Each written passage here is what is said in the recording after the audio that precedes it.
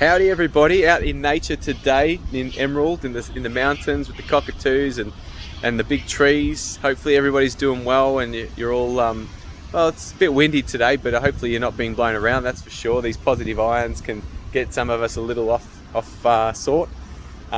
We really want the negative ions, which you get at a waterfall and in the ocean and in moist ground. Barefoot earthing is brilliant for that reason.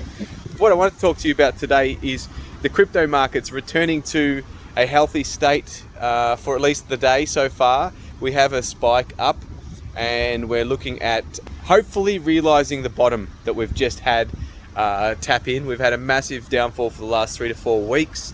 Bitcoin leading the charge and taking out a lot of the altcoins, a lot of sell-off happening based on fear. Fundamentals basically reinforce that you don't need to be scared, and it's when you truly test yourself on being a stronghold on a project or projects you've invested in that you know have solid fundamentals and will ride any wave down and ride any wave up. The most important thing is at some point they have news, they have realizations of goals and achievements occurring.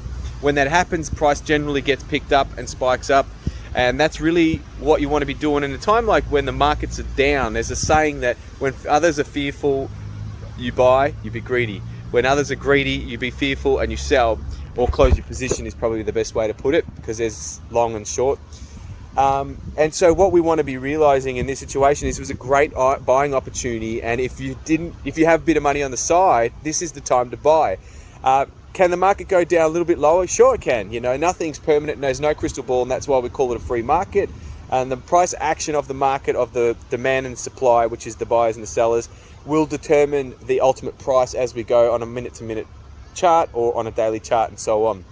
The daily is obviously the summary of the smaller time frames.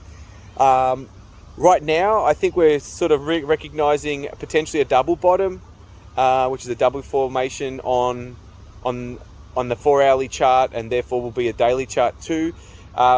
What we might be witnessing is a bounce up and then a drop back again to touch that support line that we've recently visited, which the institutional buyers jumped in early January and then a bit in February as well.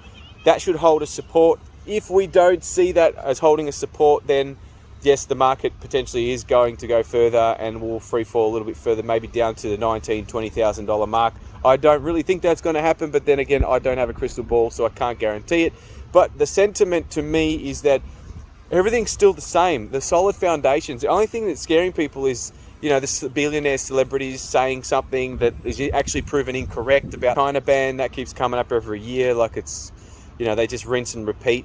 There's all these news that keeps coming up to scare people, and so obviously people start selling, and then more people sell because they see others selling and they see red and they freak out they're going to lose all their money, which is a fair call. You can do that, but an experienced trader knows that nothing fundamentally has changed in these projects, and really we just need to ride out these waves because they're healthy, and nothing ever goes straight up and nothing ever goes forever continually straight down and continue on and on and on, of course, unless it's a wipeout, and that's a different situation. But you shouldn't be involved in hopefully in anything like that, of that nature.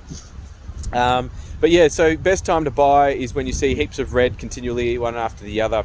All right guys, hope you're all well and keep investing and stay strong. Take